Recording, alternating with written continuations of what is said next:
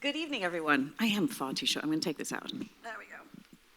Okay, double mic. Good evening. I'm absolutely delighted to have such a wonderful gathering of people here this evening.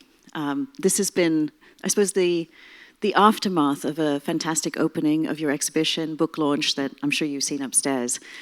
But more importantly, I think that this is a real testament to what I hope is still the AA spirit of what if and why not.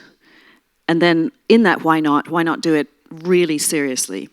So I think, Andrew, not only is this a testament to your time here, the work that is, a small fraction of which is upstairs, and I can only imagine what it would be like en masse. But also this idea that you can take a thought and you can commit to it over a period of time. And that thought doesn't necessarily progress one step from another through some kind of academic curriculum. Of course, the work that you've done here is not, the work upstairs is not just the only thing you've done, and I know you'll expand upon this. For those of you who are in the school more often, there's the folios from your time teaching that are up in the library. David, who I see there at the back. And I think that there's a breadth of approach that, again, is testament to, I hope not a bygone era, but something that is still alive in the school.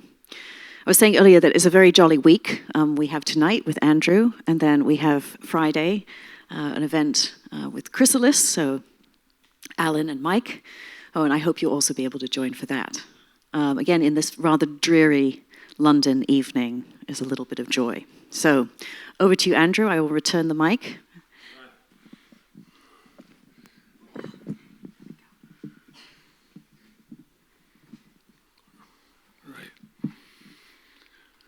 Well, good evening, ladies and gentlemen. I was asked by someone when we were hanging the exhibition whether I had any connection to the AA. Yes, I had. I was a student here in 1966 and taught with David Green for 11 years here. But I want to go back to 1966.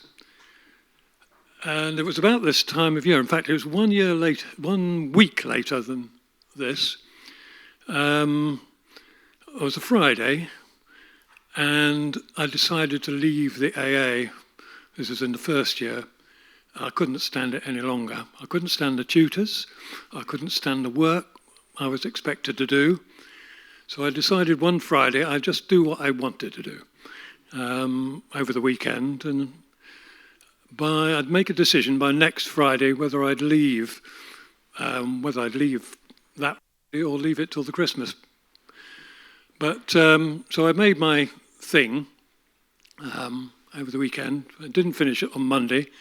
Came in on Tuesday to the first year studio at the top of the building, and as one does, went for a pee.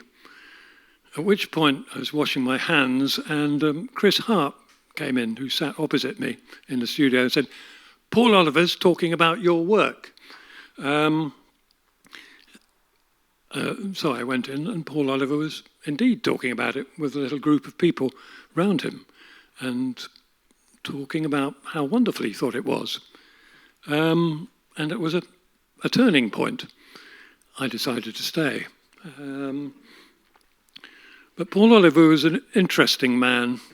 The year before, he'd been living in the basement of Muddy Waters' house in Chicago. And he wasn't an architect at all. Somehow he was on the History and Theory, or what is now called the History and Theory course. And I found gradually that he and I had sort of interests in common. So this is Paul Oliver, the second on the right, with Little Walter, Sunnyland Slim, from memory, Roosevelt Sykes, no, I've left someone out, Armand Jump Jackson, who is second left, that's right, yep, and Little Brother Montgomery.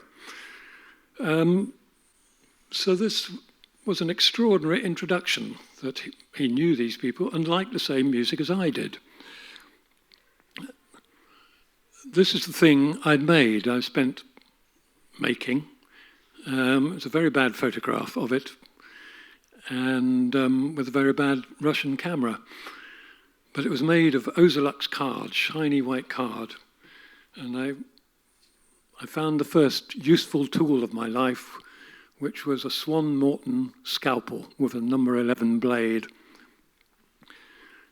So that was the object. So the first thing to do, obviously, with such a bad photograph, was to buy a new camera, which I did second-hand through Exchange and Mart. So I went to a very dark place somewhere in West London, in a basement, and bought it off a man. It was the first, I believe, Nikon 35mm camera, 1957 camera.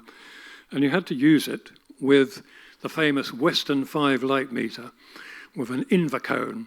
So it was quite a complicated business to take photographs. But back to Paul Oliver, I was now set up. So Christmas came and spring came, and then one beautiful sunny day, rather like today's, I came in through this door, stopped about where I'm stood, and there's a man sitting on a chair like you're sitting on here with a box in front of him. This turned out to be Mississippi Fred McDowell, and he entertained there were 12 of us in it, 2 rows of 6 for an hour. And I felt that I'd been in the presence of a genius for an hour. It was extraordinary. I remember what he said too. He said, "They call me Mississippi Fred McDowell, but I'm from Rossville, Tennessee, but it don't matter much to me. I do not play no rock and roll, y'all. I play the straight and natural blue," and so on.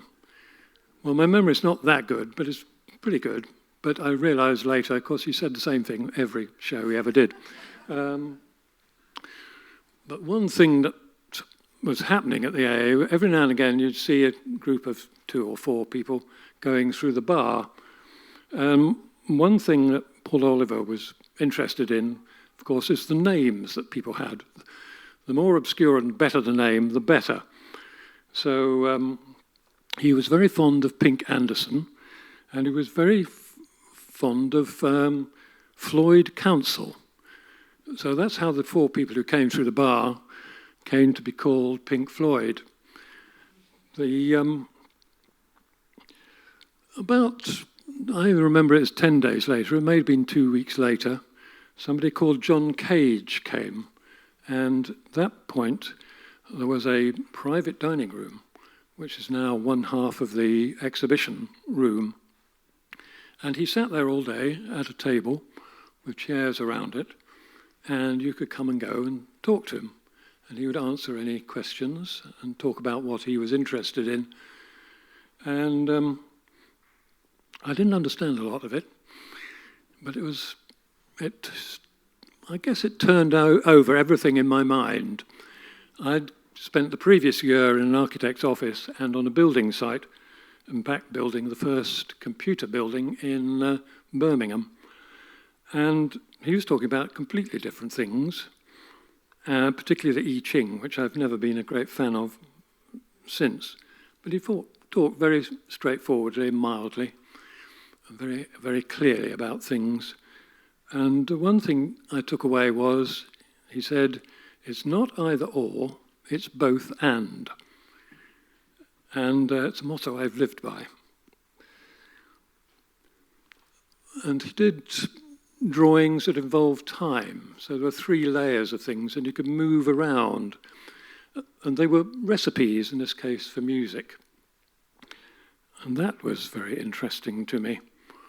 Well, how I'd been listening to music at that time was on a crystal set, which I built when I was about age 10.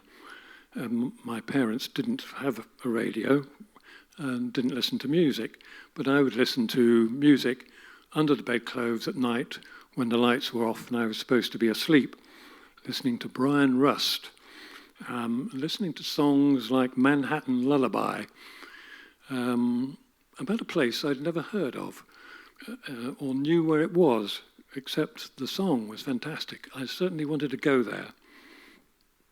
But where I was Bromsgrove, which is the average town of Britain, This is in about 1955, I guess, 53, 4, somewhere around there. And this is where I lived. It's where I caught the bus to school on the right-hand side, and where my friend's father had a shop, the first one on the left without a blind. But it has extraordinary things in it. It even had an electrical shop where I bought my my crystal set. But if you bought food, then it was all in a big grocer's behind glass, but everything was packaged and cut up for you, and you paid it for it by putting your money in this object and pulling the little pulley there and sending it down the end of the shop, where it would ring and it would come back with the bill and any change you had. But I liked the machine, any excuse. But what I did mostly was draw when I wasn't playing with my friend Derek Scott, who lived about 4 doors up the road. I had a sister, so I painted her. And in fact, I actually painted every other day, the days that I wasn't seeing Derek Scott. And it won a national competition run by the Daily Mirror when I was 4 years and 4 months old. And I used to lie on my stomach painting when I wasn't at school. And me and Derek used to run back from school rather than catch the bus, in order to beat the bus, of course. And that meant taking a shortcut through the cemetery of the local church, where there are 2 wonderful monuments to 2 railwaymen who were killed when a train exploded. And it has a wonderful poem written by one of their workmates. So when I wasn't with Derek or drawing, I would be at the station. The special thing about Bromsgrove is it is at the base of the steepest railway incline in Britain. So every train had to stop there if it was going up the Lickey incline, and a engine would be attached to the back of it. And that engine was the biggest tank engine in the world. And I would have morning tea or afternoon tea with Mr. Allbutt, whose job it was to fill the tender with water. And this is Mr. Allbutt is the short man in the coat on the left. But it was my first lesson in technology. Big Bertha, as it was called, was a dumb rock. What you needed was smart pebbles. So they had lots of little tank engines which would be attached in line to push any train up the hill. But it meant, since I was on the platform, and by now I was friends with the porters and had my own tin cup, and therefore could share tea with them. And I would look out across the platform at the opposing platform and see engines in elevation, which was very significant for some of the drawings, as you can see. And I wondered how these things were made and how you went about, well, in the end, drawing them to put them together. So this is not quite my desert island drawing, because I couldn't get a photograph of that one, but this is also in the Science Museum, and it's an American train rather than an English one. But I like the way that all the metals were coloured differently, all drawn in a pen on cartridge paper. Well, you saw in the image of Bromsgrove, there are quite modern cars there, but my father drove an old pre-war car, 1935 Morris 8, which of course had to be started with a crank handle, but it was lovely for children because you could stand up in the back and wind would blow through your hair. But eventually that, of course, passed on to be replaced by a Humber 12. These aren't my parents, nor is it our house. But this was already an antique by the time we were driving around in Bromsgrove.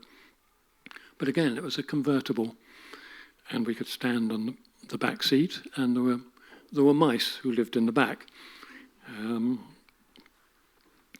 Both parents smoked 20 to 30 cigarettes a day, and usually on a Saturday or a Sunday, they would run out of cigarettes or matches, and I would have to go with my mother to the fish and chip shop. The Silver Grill, this is about as near as I can get to what it looked like. It was full of people in leather and with DAs and plenty of grease on the hair. And they would ride from the fish and chip shop to the nearest village, which was 2 miles away, and back. And there was a list against the back wall of people who'd done it at an average of over 100 miles an hour. And so it was the cafe for the ton-up boys. So it was famous throughout the Midlands. So these were the young men who'd inherited their father's motorbikes. During the war, every platoon had a motorcycle. So in Birmingham, there were 35,000 motorcycles left over from the D-Day landings. And the sons of those soldiers were now driving around at 100 miles an hour through the red rocks of the Bromsgrove countryside at night. This didn't happen at daytime. This happened at night. They were going 100 miles an hour on a 1-lane or a 2-lane road. So all this was within about 200 yards of the house. Also within 200 yards was the Bromsgrove Guild, which built extraordinary things out of metal, including the liver birds from the Liver Building in Liverpool and Eros here in London. But they invented a means of welding aluminium. My father had a pupil. They weren't students in those days, they were a pupil, called Peter Collins. Peter Collins was eventually expelled because he would drive in the break from the school ground gate to Wychbold and back to buy a cup of tea and a chocolate bar. But of course he had ended up driving for Ferrari and with Juan Fangio, who was the world champion. He was only the world champion because Peter Collins gave him his car halfway through a race when Fangio's car broke down. You could do that in those days. So he was forever a kind of star in Ferrari's mind. But he, of course, died in a car crash. The other thing you could do eventually was buy records. I didn't have a record player, but the discery was just that one shop on the left-hand side in those days when I went in there aged 11 or 12. And the blue door opened against the letter A in the rack, leaving me with Chuck Berry on the next rack as the top record. And in a panic, I took it to the back of the shop and said, would he play it for me? Fortunately, he put it on the second side. He didn't play My Fraulein, he played Nadine. So I bought it. I think it was about 13 shillings. So I saved up for a second-hand record player, portable record player. And so a career in buying records was started.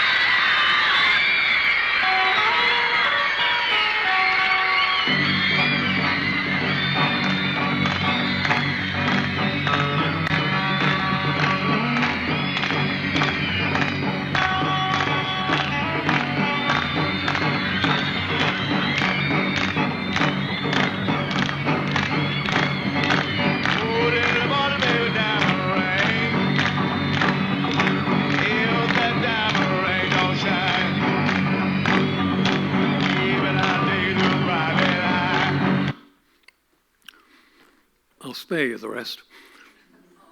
Oh, but it doesn't get better than that. Please note, those technically minded of you, the curly cables, the white curly cables. Very advanced for the time. What I took from it is you could do something very simple and repeat it. And it could be funny as well as very serious. But it was the repetition I liked. Chuck Berry was fantastic. I mean, just better than Shakespeare, let's face it. But the lyrics, I think, Bo Diddley, you could just sing your own name, and that was an invented name. Fabulous. The next bit, I think, we'll jump, a little jump. The AA had a habit then, at the end of first year, you had to go and do a summer survey. You could be anywhere, about anything. So I took myself off to Manhattan, since the song has kind of beckoned me. And by that time, we were up to about 1967. So it was a good time to go.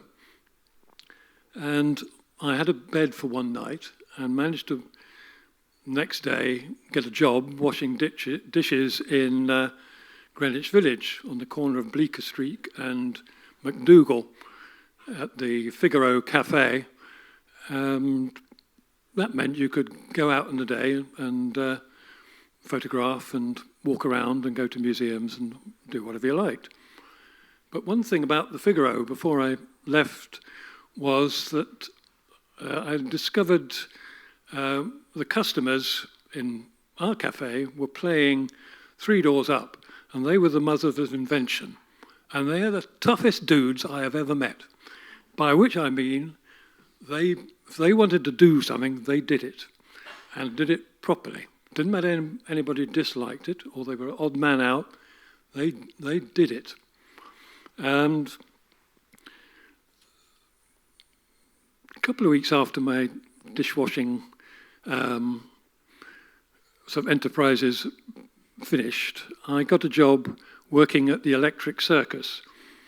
And this is the interior of it, where there was a band called the Seeds playing, who were later followed by the Chambers Brothers. And I worked there for the rest of the summer.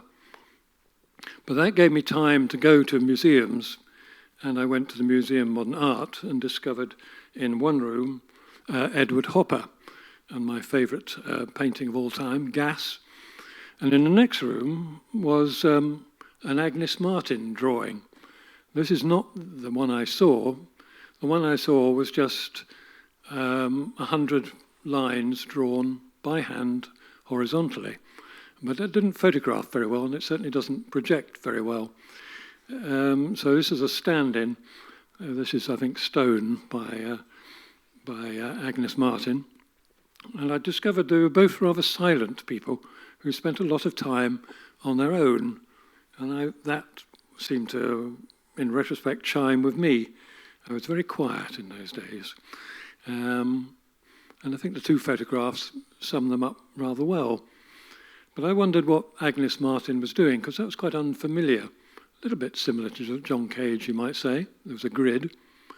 So was the drawing a parking lot? What was she about? There's a very different feeling conveyed to me than Edward Hopper's work. And I began to think, perhaps you could combine these two things, these two strange feelings they gave you. Someone around this time gave me a catalogue of Cadillacs. And one of the pictures of this is this one. It's a 1958 Cadillac outside what looks like a Skidmore, Owings and Merrill building. And it actually, in a way, is a bit like an Edward Hopper and an Agnes Martin combined as a kind of collage. The Cadillac interests me because I think it's the first one of the first products to be designed A, asymmetrically, and B, for men and women. It had a female side and a male side. And that seemed a very extraordinary thing.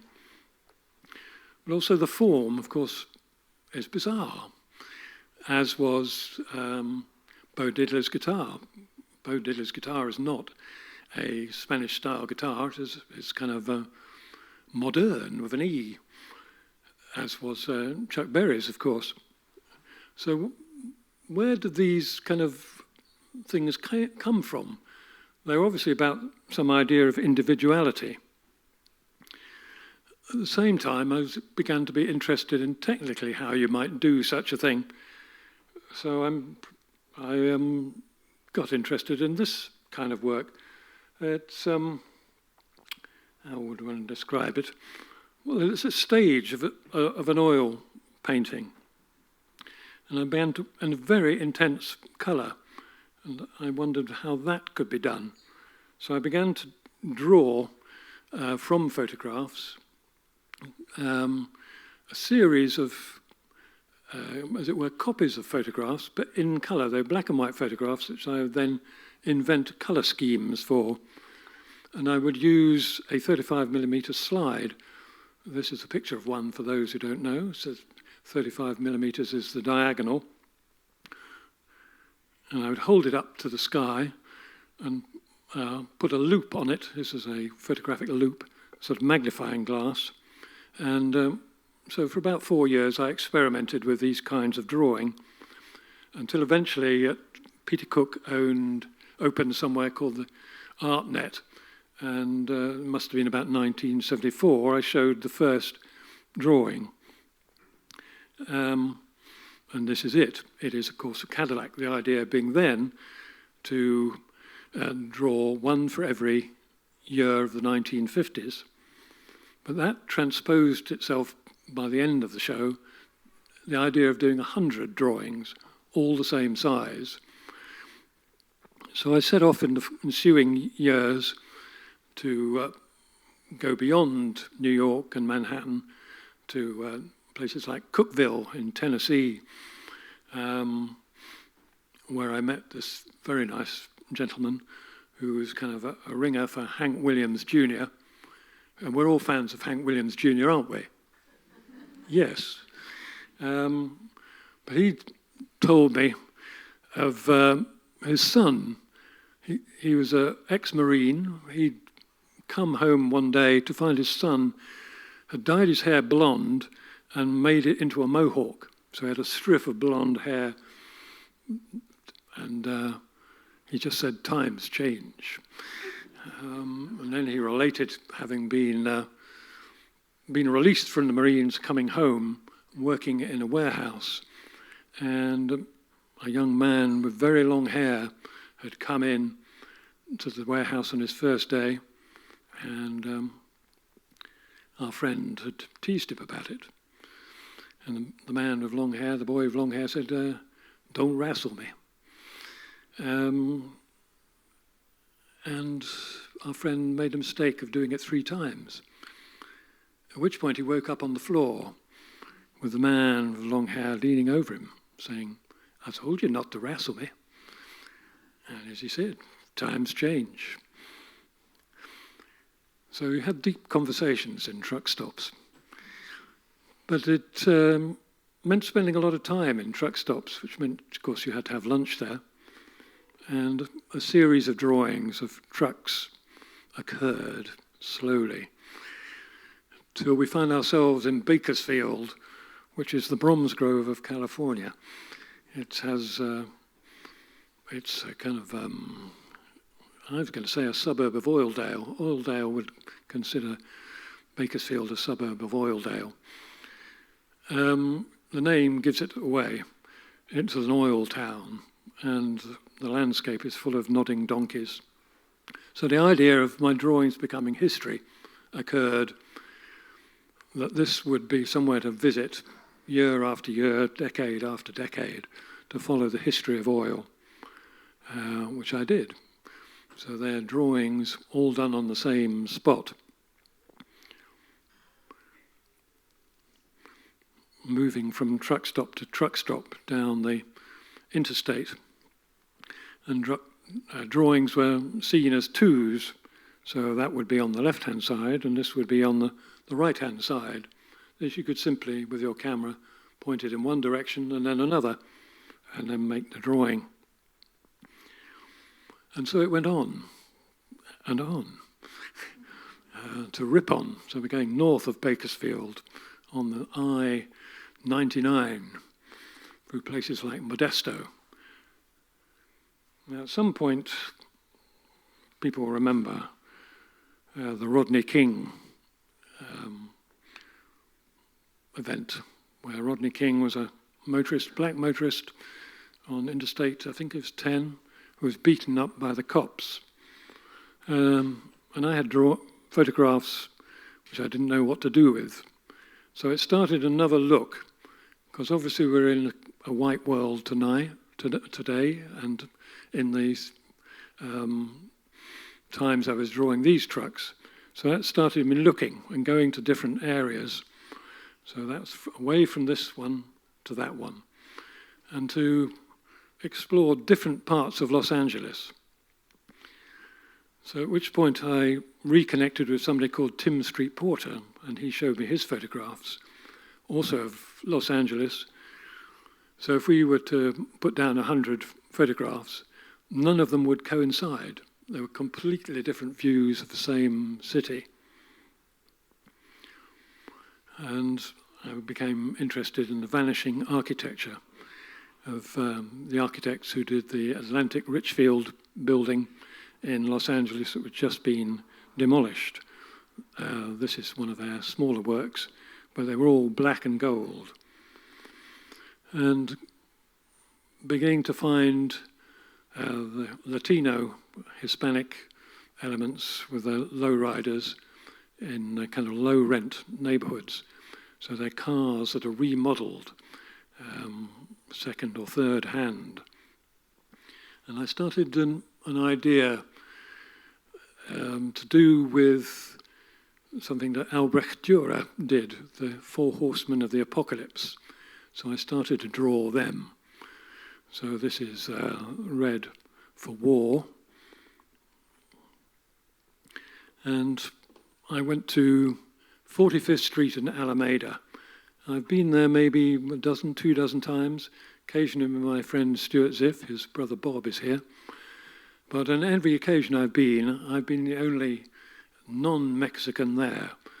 It's where 3,000 Mexicans do their shopping 7 days a week.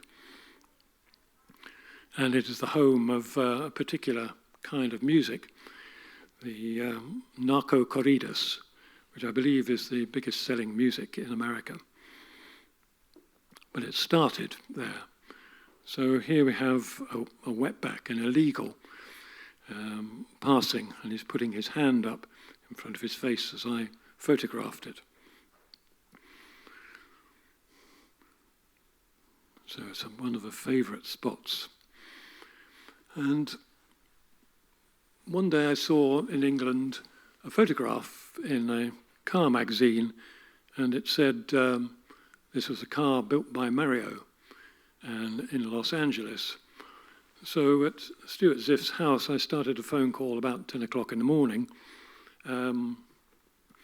having looked through, since 9:30, every telephone directory that Stuart had to find a Mario who might build cars in Los Angeles County. And eventually I ran out, so I phoned directory inquiries, and I was very lucky.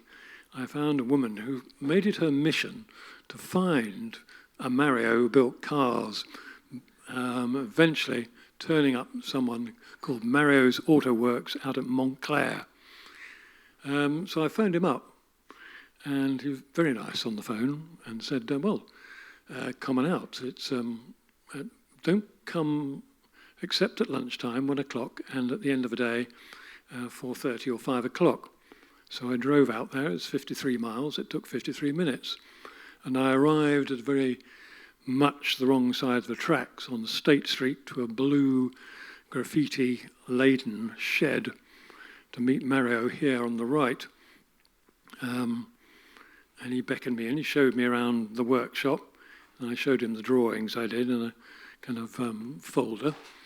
And then he beckoned me and went round to a door in a secret white room hidden within the shed and opened the door. Unfortunately, this is not an original photograph of the shed. This is more recent.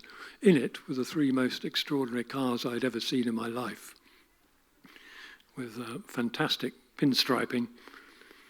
It turned out that Mario was the second person to be elected to the Lowrider Hall of Fame, and is not allowed to go into competitions anymore because he wins them all. Anyway, I was introduced to Mario's son, Adrian, and his grandson later came along, Mario Jr., who you saw earlier. So these were kind of portraits of Mario and the work they did. Chevrolet Impalas and the engines to them. They'd be built from scratch. And he would take me to other lowrider events, so other car clubs. The painting inside is of 9/11. You can just make out a fire truck and the remnants of the World Trade Center above it, inside the engine. Moving kind of sideways to the Anglo world, this is a car by Big Daddy Ed Roth. It's the Beatnik Bandit. The canopy is wonderfully inventive. It's done in a pizza oven with a sheet of acrylic and just allowed to drape. There's no steering wheel, there's a kind of joystick to drive it with.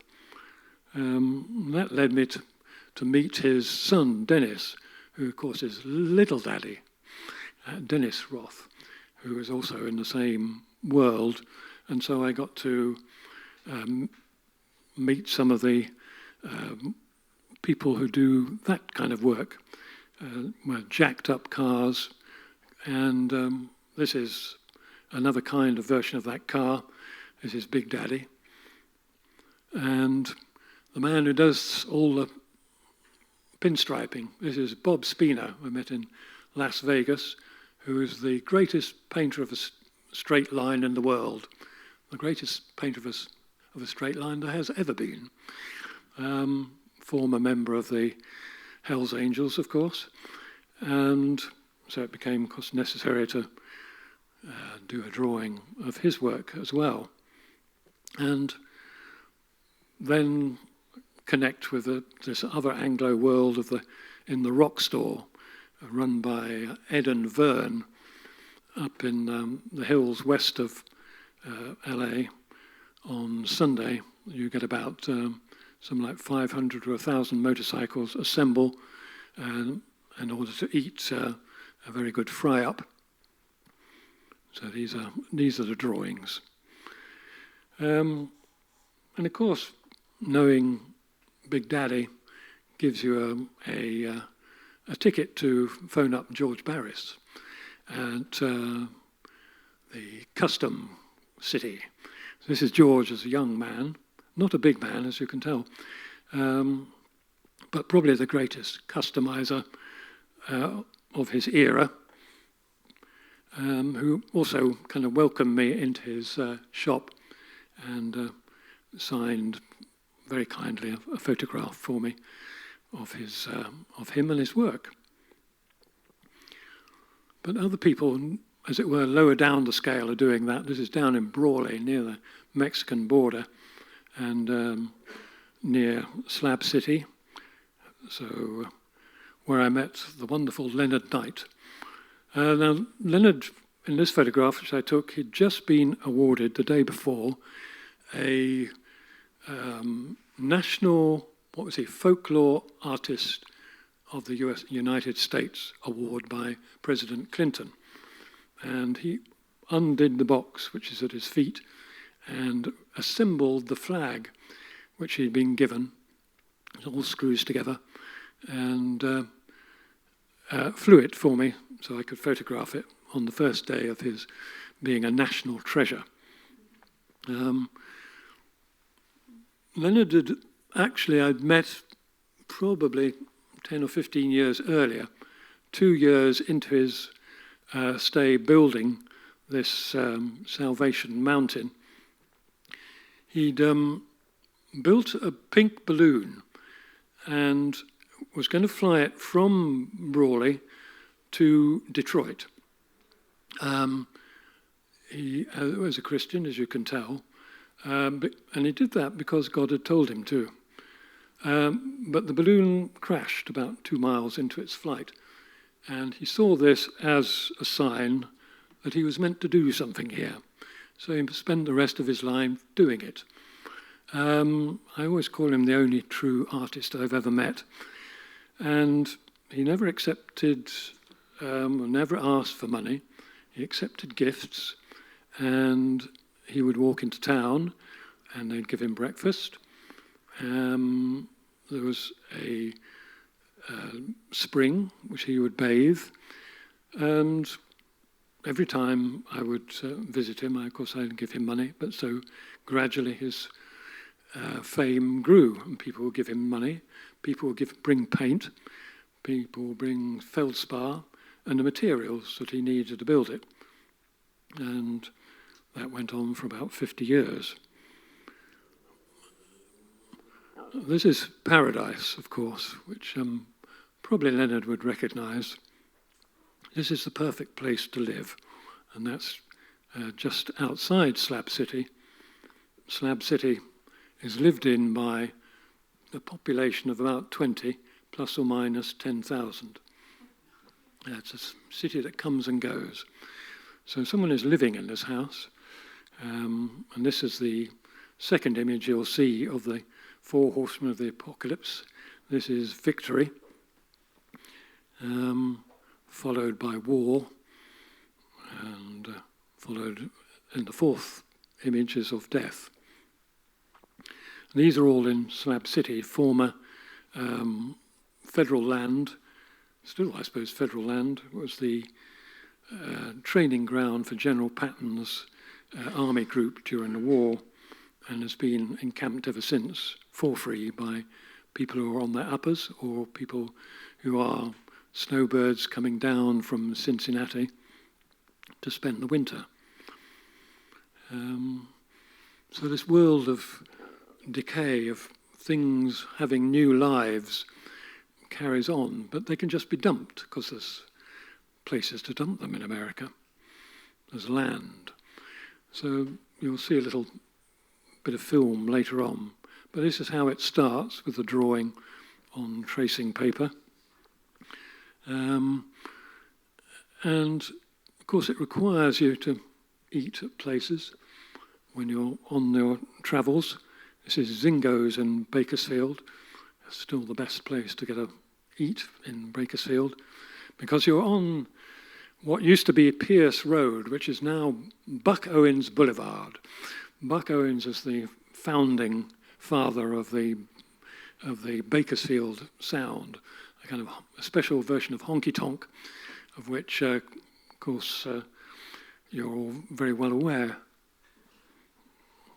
But this is it's the oil town, so this is the history of the oil and its containers in aluminium, polished aluminium, some of which you see upstairs. Or you might stay with a Marilyn Monroe impersonator who's a burlesque dancer, Dixie Evans, and find out you have a shared interest in shiny trucks.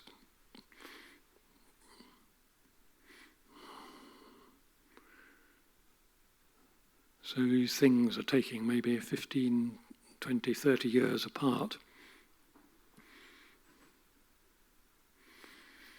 But in the course of this travelling, we've seen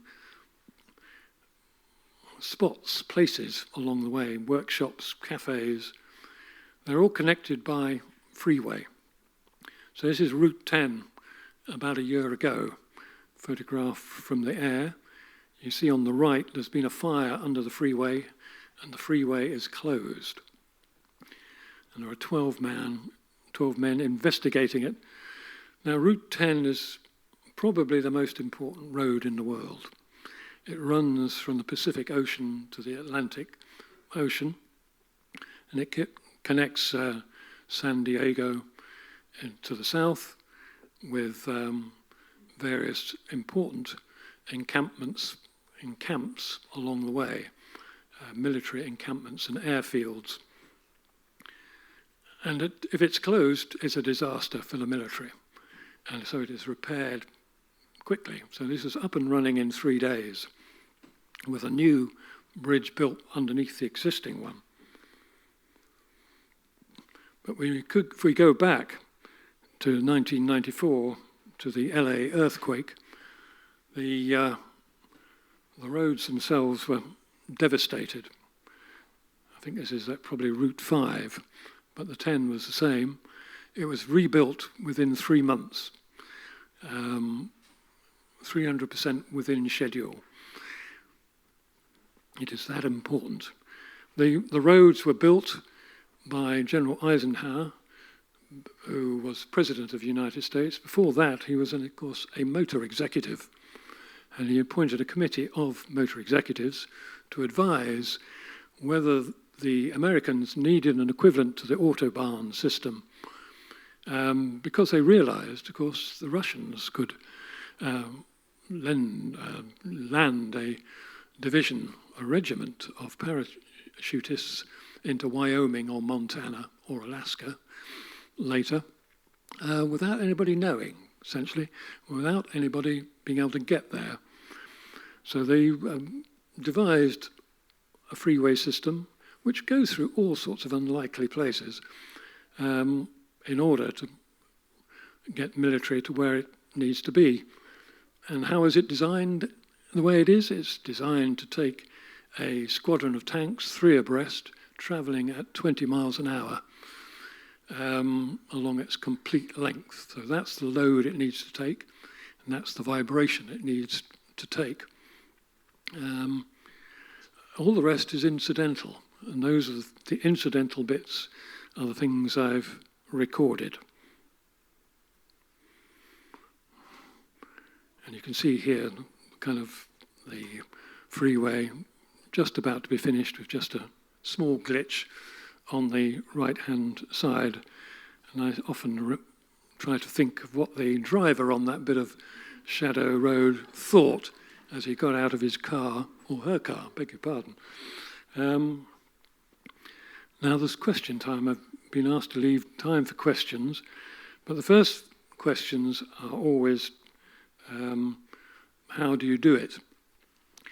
Well, you've seen I start with a pencil drawing, and then I start colouring in, starting in the left-hand top corner with originally Derwent pencils, latterly with Caran d'Ache Soft and Charisma colour.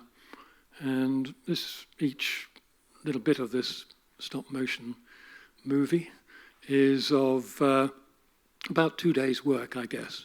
There's some 35 images taken.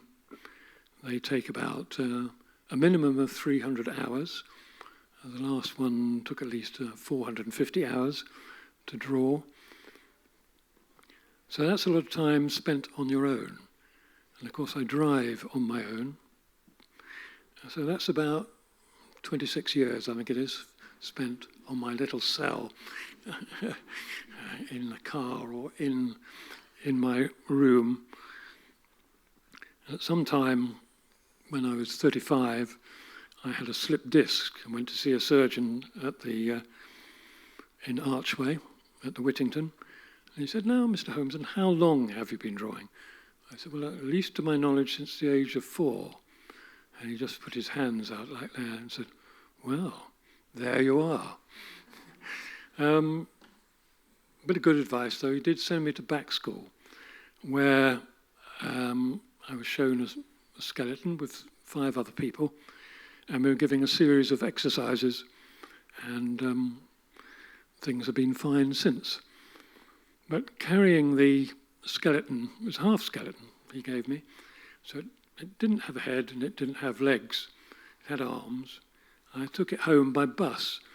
I sat it alongside me, and the bus conductor came up to me and said, I suppose that's 1.5, sir, is it? So we can now go to question time. Once this is finished, I will try and hear what you say.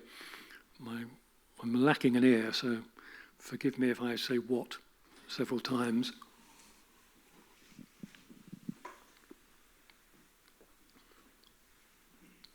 you have any questions? You can ask questions now, yeah.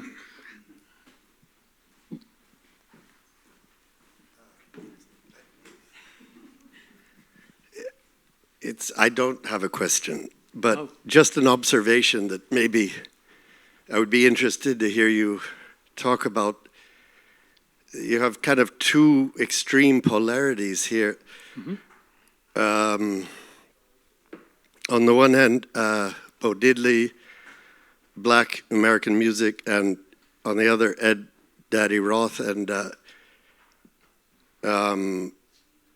the culture around that, which is they're quite opposite. Right. Well, I think their objective is the same. In a very mechanical world of a huge population, there's 250 million of them.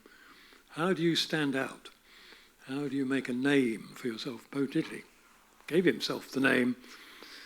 It wasn't even the name he was supposed to have, which is Ellis McDaniel. But he was actually the son of a 16-year-old girl sharecropper in Mississippi. So he reinvented his name twice. So you use the material to hand. His early life was very interesting. He picked up violin, for instance, what he first played, and scuffled, playing guitar, playing with different people, learning from different people, played on the street before he became famous. And Ed Roth is very similar. And Mario is even more extraordinary, because it turned out, as we'd both been on Whittier Boulevard cruises in East Los Angeles, so he'd come from Mexico as a 15-year-old and gone into building and painting cars as a young boy, and gradually moved through, learned all the skills. And that's the thing about America. People learn skills properly. They go to school and do it, or they learn it on the job.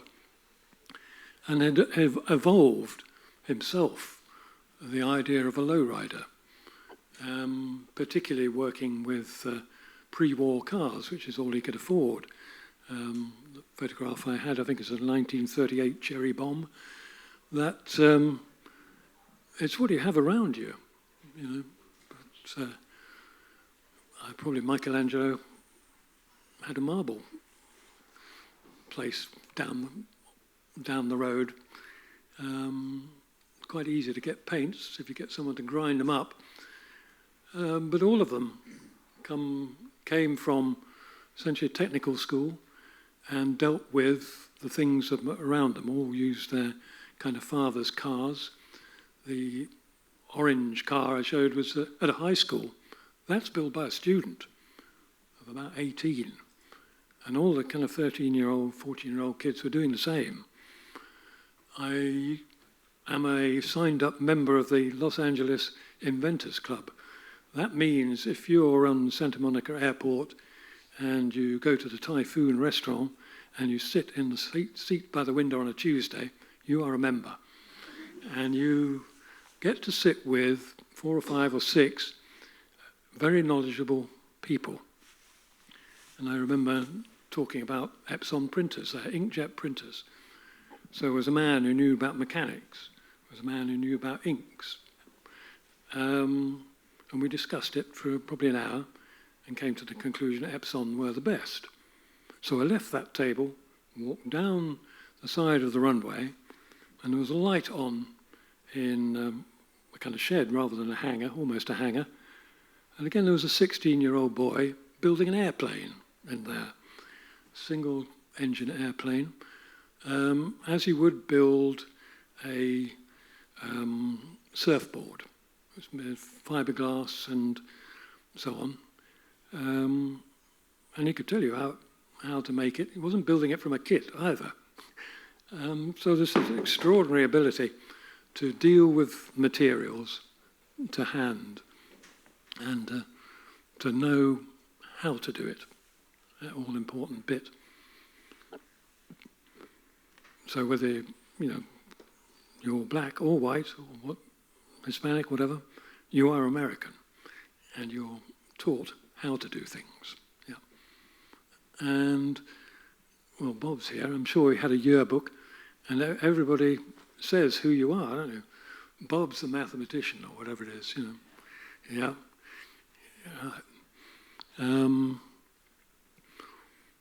So Bob's from Detroit. Come here specially tonight, haven't you? Yeah. Or should I say Detroit? But it's one of the American things. It's what they're good at. Making a name. Making yourself a name.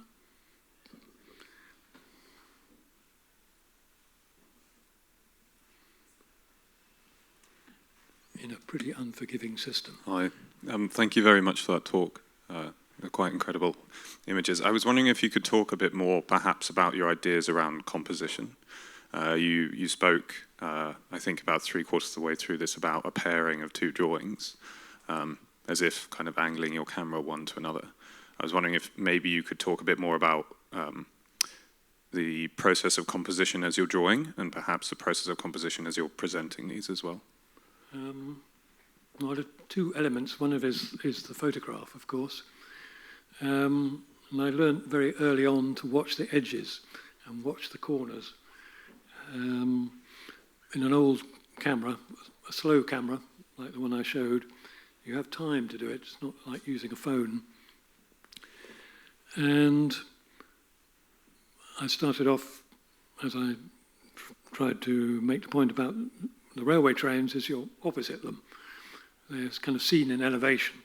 So I started doing really architectural drawings of the things I was interested in. So they are elevations, and there are a fair few upstairs. But that began to evolve, because what I was interested in is this mechanical element, the mechanical element of a mechanical society, that you're, in a sense, a cog in that great machine, and the attempt to escape from being that. So the kind of a lot of the early ones are exactly about that, the convention of the machine and being in that machine yourself. And then gradually the thing evolves to sort of more balanced compositions. So the so-called subject might be at the left-hand side or the right-hand side. At some point, Reagan, when he was president, began to abolish the rules that governed what the regulations of working, particularly. And so I introduced the fact that the truck was no longer had vertical lines. The thing was tilted, so everything was slightly uneasy. There were slightly collisions with the edge of the drawing. Things kind of leaned against them, or the fenders of the trucks were falling off, or the back of the car being stove in. That eventually sort of arrives at the end with death, where the truck, of course, is at kind of 45 degrees. But you are one of the only two people to notice there are two kinds of drawings in that sense. So there are the ones, if you were, like Leonard Knight, who've freed themselves up from the system completely to just a remarkable degree and made extraordinary work. And don't proselytize the fact, they just are. So that's some way to answering your question, I hope. I'm aware we're getting towards the end of our happy meeting together. Exactly an hour. So I could wrap up there unless there's an urgent question. Happily there's not. No, there is. Andrew, thank you so much. I know that generally at the end of these evenings, people are gagging for questions, but they tend to like to ask them over a drink. So in a moment, we will adjourn, and we can have a little bit more of a private conversation. There's many, many details people would love to ask you. You're a fantastic storyteller, and it's an absolute privilege. Thank you so much, Andrew.